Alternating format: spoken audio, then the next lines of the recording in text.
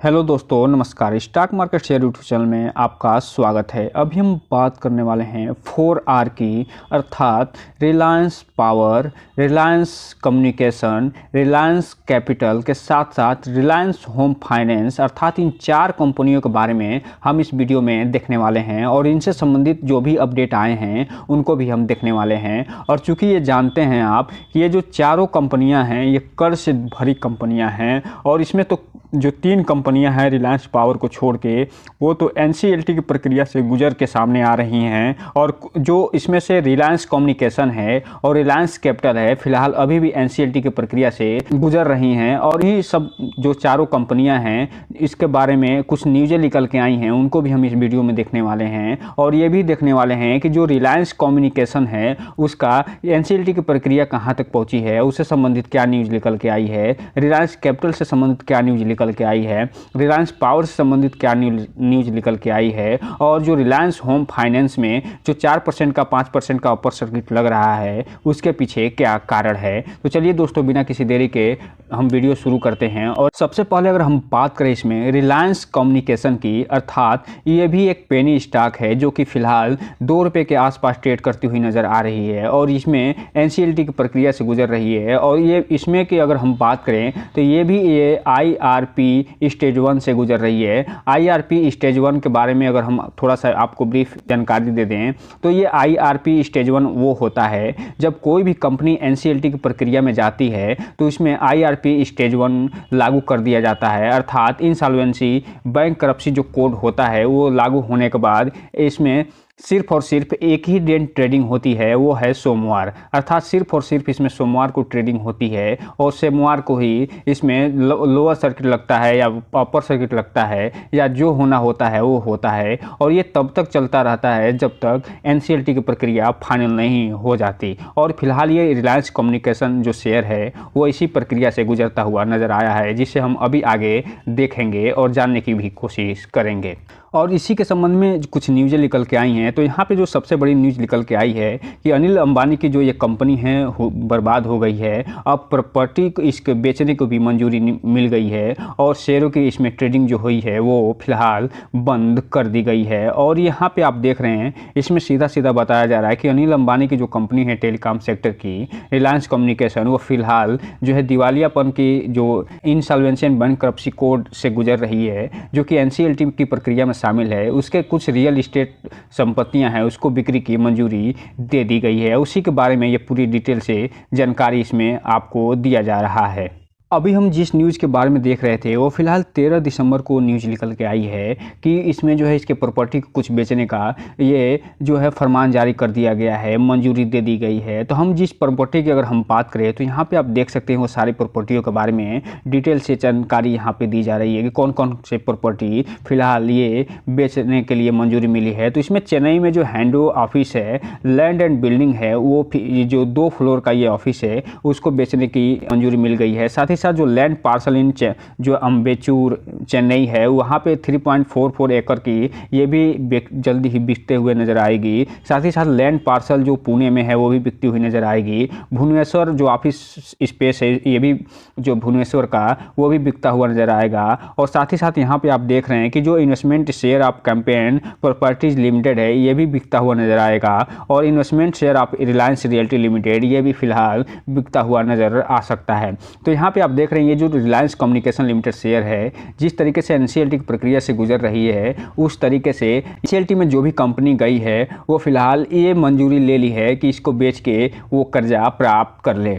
और यहाँ पे आप देख रहे हैं जो रिलायंस कम्युनिकेशन लिमिटेड शेयर है फिलहाल जब 13 दिसंबर को इसमें ट्रेडिंग हुई थी, जो कि इसमें आप देख रहे हैं 2 रुपये 49 पैसे पे ये फिलहाल ट्रेड करता हुआ नज़र आया था और 4.5% के आसपास की इसमें तेज़ी देखी गई थी। और फिलहाल फिलहाल इसको देख रहे हैं कि ये IRP स्टेज 1 में शामिल हो गया है। और IRP स्टेज 1 के बारे में पिछले स्लाइड में हमने चर्चा कर दिया है कि इसमें अब सिर्फ और सिर्फ सोमवार को ट्रेडिंग होगी। और सोमवार को जब ट्रेडिंग होती है तो चूँकि आप जानते हैं कि इसमें 2 ही चीज़ निकल के सामने आती है, या तो इसमें अपर सर्किट लगता है और या फिर इसमें लोअर सर्किट लगता है। तो इसमें कोई भी इन्वेस्टमेंट करने से पहले आप पूरी इस कंपनी के बारे में डिटेल जानकारी ले लीजिएगा, क्योंकि ये जो कंपनी है कर्ज से डूबी कंपनी है और सिर्फ इसका ₹2.5 प्राइस देख के इसके पीछे मत चले जाइएगा। अगर कोई भी इन्वेस्टमेंट करने से पहले पूरी डिटेल लेते हुए अपने फाइनेंशियल सलाहकार से संपर्क जरूर करिएगा, उसके बाद ही इसमें कोई भी इन्वेस्टमेंट करने के लिए सोचिएगा। अब हम अगर बात कर ले जो न्यूज़ निकल के आई हो, तो हमने देख लिया कि 13 तारीख को इसमें न्यूज़ निकल के आई है और यहाँ से 14 तारीख को भी न्यूज़ निकल के आई है, 13 तारीख को भी न्यूज़ निकल के आई है। और ये सारे न्यूज़ निकल के आ रहे हैं जो मुंबई की NCLT जो ऑफिस है, जो ब्रांच है, वहाँ से ये सारे के सारे न्यूज़ निकल के आ रहे हैं, क्योंकि मुंबई के जो NCLT में ही इसके जो रेजुलेशन प्रोसेस है वो जारी है और ये फिलहाल उसी रेजुलेशन प्रोसेस से ये गुजरती हुई नज़र आ रही है। और यहाँ पे आप देख रहे हैं कि 13 तारीख को भी यहाँ पे और 9 तारीख को भी ये प्रक्रिया शुरू होते हुए नज़र आई थी। और अगर हम इसके डिलीवरी पैटर्न की बात करें तो इसमें चूँकि आप देख रहे हैं कि जब 13 तारीख को इसमें ट्रेडिंग हुई थी तो यहाँ पे लगभग 1,97,00,000 अर्थात लगभग 2 करोड़ की इसमें टोटल क्वांटिटी ट्रेड होती हुई नज़र आई थी, जिसमें से आप ये भी देख रहे हैं कि दोनों के दोनों करोड़ जो है डिलीवरी के रूप में उठाता हुआ नज़र आया है। अर्थात इसमें ऑपरेटर की सक्रियता तो है ही है, इसमें रिटेलर भी अच्छी खासी भूमिका में नज़र आए हैं। बाद में आप देखेंगे कि ये जो ऑपरेटर इसमें सक्रिय होते हुए नज़र आए हैं वो जो है अच्छे खासे चुकी जानकारी रखते हैं, उनके पास अच्छा खासा स्टाफ होता है, तो वो तो प्रॉफिट नहीं के निकल जाएंगे। लेकिन जो रिटेल इन्वेस्टर हैं वो फिलहाल फंसते हुए नज़र इसमें आ सकते हैं। इसलिए थोड़ा सा रिटेल इन्वेस्टर से बस यही कहना चाहेंगे कि वो जो है थोड़ा ध्यान से आगे बढ़ें और इसमें कोई भी इन्वेस्टमेंट करने से पहले पक्की जानकारी लेने के बाद ही कोई भी इन्वेस्टमेंट करें और जब भी इन्वेस्टमेंट करें उसकी पूरी जिम्मेदारी लेते हुए इन्वेस्टमेंट करें। अब हम अगर बात करें इसमें दूसरे जो आर है उसकी अर्थात रिलायंस पावर की, तो यहाँ पे आप देख रहे हैं इन 4R की चर्चा हमने करी थी उसमें सबसे मजबूत जो कंपनी फिलहाल दिखाई दे रही है वो रिलायंस पावर ही दिखाई दे रही है। और ये फिलहाल NCLT की प्रक्रिया से नहीं गुजर रही है और धीमे धीमे ही सही लेकिन आगे ग्रोथ दिखाते हुए आगे बढ़ रही है और अपना जो कर्ज है वो भी चुकाते हुए नज़र आई है। और यहाँ पर आप देख रहे हैं जब इसमें 15 तारीख को ट्रेडिंग बंद हुई है तो ये ₹23.61 पे बंद होते हुए नज़र आई है और 1% की इसमें गिरावट देखी गई है। हालांकि ये जो कंपनी है पिछले 6 महीने में अच्छा खासा रिटर्न निकाल के अपने शेयर होल्डरों को दे दिए है और ₹15 से ये फिलहाल 23 से ₹24 पहुंचती हुई नज़र आई है। वहीं अगर हम बात करें इसके न्यूज़ की कि क्या इसमें कुछ न्यूज़ निकल के आया है क्या, तो इसमें फ़िलहाल कोई भी नज़र नहीं आ रहा है कि ऐसा न्यूज़ निकल के आया हो। जो इसके जो पहले न्यूज़ निकल के आया था वो 1 तारीख को न्यूज़ निकल के आया था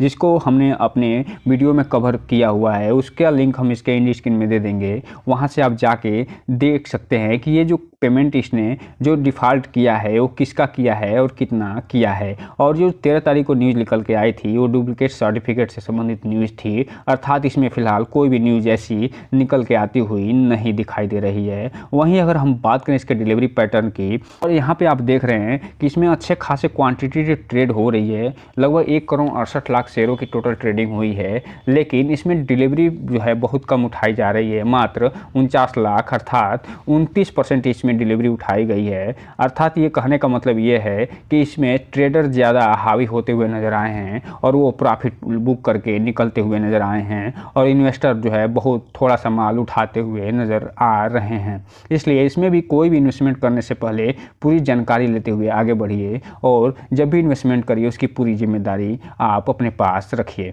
अब हम अगर बात करें रिलायंस कैपिटल की लिमिटेड की, अर्थात तीसरे आर जिसके बारे में हम बात कर रहे हैं वो है रिलायंस कैपिटल लिमिटेड शेयर, जो कि फ़िलहाल जब 11 तारीख को इसमें ट्रेडिंग हुई थी तो इसमें 11 तारीख को ₹12.55 पे ये ट्रेड करता हुआ नज़र आया था, लगभग 3% के तेज़ी के साथ। चूँकि आप जानते हैं कि ये जो कंपनी है वो अभी भी ये NCLT की प्रक्रिया से गुजर रही है, अभी NCLT की प्रक्रिया फाइनल नहीं हुई है, तो इसमें आप देख रहे होंगे कि ये भी ट्रेडिंग रिस्ट्रिक्टेड का लिख के आ रहा है और एक जो IBC के अंदर तहत ये दिखाया जा रहा है कि ये प्रक्रिया चल रही है और ये भी IRP स्टेज 1 में दिखता हुआ नज़र आ रहा है। अब हम अगर बात कर लें यहीं पर कि क्या इसमें कुछ न्यूज़ निकल के आई है क्या, तो यहाँ पर आप देख रहे हैं इसमें 14 तारीख को कोई न्यूज़ निकल निकल के आती हुई दिखाई दी है। और ये जो न्यूज़ निकल के आई इसमें कुछ ज़्यादा डेटा नहीं दिया गया है, इसमें बस ये बताया गया है कि मुंबई में 14 तारीख को मीटिंग हुई थी क्रेडिटर की। हालांकि इसमें जो निर्णय लिया गया है उसके बारे में कोई भी अभी फिलहाल जानकारी निकल के नहीं आई है कि क्या इसमें निर्णय लिया गया है। बस इतना जानकारी दिया गया है कि ये जो है बस मीटिंग हुई है, इसके अलावा इसमें कोई भी फिलहाल न्यूज़ निकल के आती हुई नहीं दिखाई दे रही है। और वहीं अगर हम बात कर लें यहाँ पे कि 11 तारीख को जब इसमें ट्रेडिंग हुई थी सोमवार को, तो इसमें लगभग 3,56,000 शेयरों की ट्रेडिंग हुई थी और जिसमें से पूरे के पूरे डिलीवरी के रूप में उठता हुआ नज़र आया था। अर्थात इसमें अभी भी 100% की पूरी डिलीवरी उठती हुई नज़र आ रही है। और यहाँ पे आपको एक चीज़ हम बताना चाहेंगे कि जब भी कोई भी कंपनी NCLT की प्रक्रिया से गुजरती है तो उसमें थोड़ा सावधानी से इन्वेस्टमेंट करना रहता है, क्योंकि इसमें इस कंपनी के डीलिस्टिंग होने के भी चांसेस ज़्यादा होते हैं, जो कि हम पिछले अपने कई वीडियो में देख चुके हैं कि जो बिरला टायर है वो इसी प्रक्रिया से गुजरी थी, जो कि फ़िलहाल डीलिस्ट होते हुए नज़र आई है। तो इसीलिए इसमें थोड़ा सावधानी से आगे बढ़ने का प्रयास करना चाहिए जब भी कोई भी कंपनी NCLT की प्रक्रिया से गुजर रही हो तो। अब हम अगर बात करें चौथे आर अर्थात अंतिम आर, जिसे हम रिलायंस होम फाइनेंस के नाम से जानते हैं, जिसमें NCLT की जो प्रक्रिया है लगभग फाइनल सी हो गई है। और यही कारण है कि इसमें नॉर्मल जो ट्रेडिंग होती है, नॉर्मल जो इन्वेस्टमेंट होता है वो फिलहाल शुरू होता हुआ नज़र आया है और ये 3 रुपये पे ट्रेड करता हुआ नज़र आ रहा है 5% की तेज़ी के साथ। हालांकि इसमें एक चीज़ जान लीजिए कि इसमें जो अपर सर्किट और लोअर सर्किट में ही बात होती है, बहुत कम देखने को मिलता है कि इसमें ट्रेडिंग हो रही हो। इसलिए इसमें कोई भी इन्वेस्टमेंट करने से पहले अपनी पूरी जानकारी लीजिए इस कंपनी के बारे में और फिर ही इन्वेस्टमेंट करने का प्रयास करिए, क्योंकि ये भी एक पेनी शेयर है। अब हम अगर बात करें कि इस कंपनी का कुछ संबंध में कुछ न्यूज़ निकल के आई है क्या, तो फिलहाल इसमें कोई भी न्यूज़ निकल के नहीं आती हुई दिखाई दे रही है। जो लास्ट न्यूज़ निकल के आई हो 13/12 को निकल के आई है, जो कि सर्टिफिकेट लॉस से संबंधित न्यूज़ है, उससे पहले इसमें कोई भी अलग न्यूज़ निकल के आती हुई नहीं दिखाई दे रही है। अब हम अगर बात करें डिलीवरी पैटर्न की, तो यहाँ पर आप देख रहे हैं इसमें जो फिलहाल 15 तारीख को जो ट्रेडिंग हुई है और इसमें 4 बजे का डेटा अपडेट किया गया है। इसमें जो टोटल क्वान्टिटी ट्रेड हुई है वो 59 लाख शेयरों की टोटल ट्रेडिंग हुई है और 46 लाख जो शेयर है डिलीवरी के रूप में उठता हुआ नज़र आया है। लगभग ये मान के सकते हैं कि 78% डिलीवरी इसमें उठाई जा रही है।